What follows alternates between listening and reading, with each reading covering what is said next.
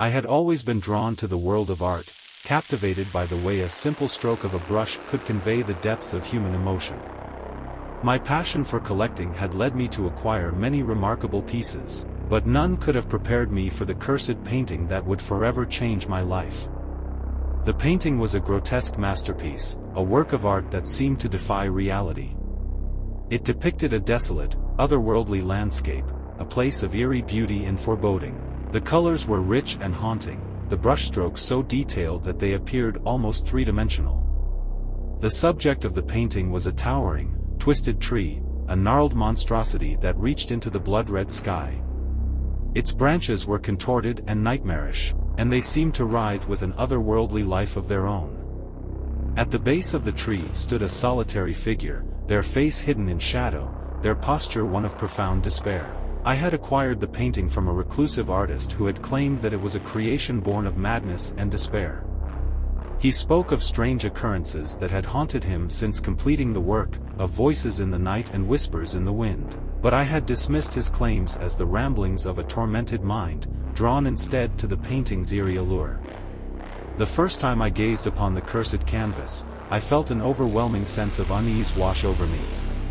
The tree seemed to sway in a non-existent breeze, its branches stretching towards me with an almost malevolent intent. The figure at its base appeared to beckon me, their silent plea echoing in my mind. As I continued to study the painting, I realized that the landscape depicted within it was shifting and changing, a surreal and nightmarish world that defied explanation. The blood-red sky bled into an inky darkness, and the ground beneath the tree seemed to writhe with an unseen force. I couldn't tear my eyes away from the cursed canvas. It was as if the painting held a hypnotic power over me, drawing me deeper into its eerie world. I reached out a trembling hand to touch the canvas, and the moment my fingers made contact, I felt a jolt of electric energy surge through my body. Suddenly, I was no longer in my art studio. I was standing beneath the towering, twisted tree, the eerie landscape of the painting now a chilling reality. The air was thick with an oppressive darkness, and the ground beneath me felt unstable, as if it were composed of shifting shadows. The figure at the base of the tree turned to face me, their face hidden by a hooded cloak. Their eyes, however, burned with a haunting intensity, a gaze that seemed to pierce through the very depths of my soul. "Welcome to my world," they whispered, their voice a haunting echo in the surreal landscape. I tried to speak, to ask where I was and how I had come to be in this nightmarish place, but my voice caught in my throat. I was paralyzed with fear, unable to comprehend the surreal reality that surrounded me.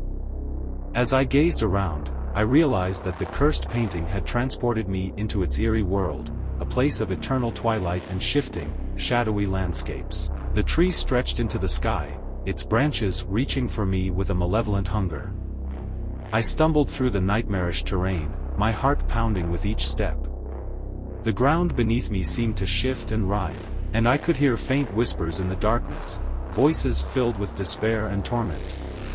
The figure in the hooded cloak led me through the surreal landscape, their presence an ever-present reminder of the cursed canvas that had brought me here. They spoke of the history of the painting, of the artist's descent into madness and despair as he had created the eerie world within. As I listened, I realized that I was not the first to be ensnared by the cursed canvas. Others had been transported here, trapped in this nightmarish realm for eternity.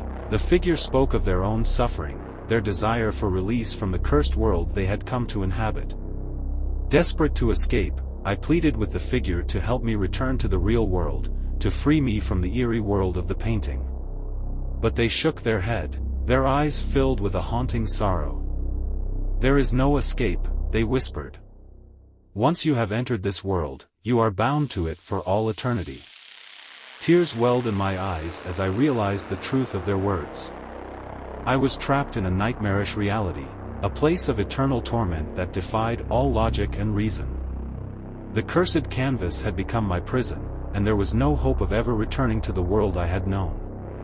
As the days turned into weeks, I resigned myself to my fate. I wandered through the surreal landscape, haunted by the voices of the damned and the ever-present presence of the twisted tree. The cursed painting had become my eternal torment, a reminder of the darkness that could be unleashed by the power of art. And so, I remain trapped in the eerie world of the painting, a world of eternal twilight and shifting, shadowy landscapes.